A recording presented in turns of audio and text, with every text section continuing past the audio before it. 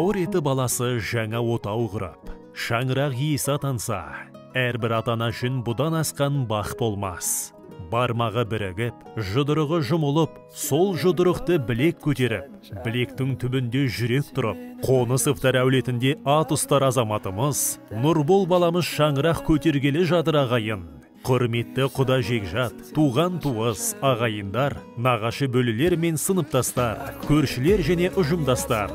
Біз сіздерді қарашаның 2-ші жұлдызы болатын Нұрбол ұлымыз бен келініміз Әселдің шаңырақ көтеру салтанатына орай жайылатын қуанышты дастарханымыздың қадірлі қонағы болуға шақырамыз.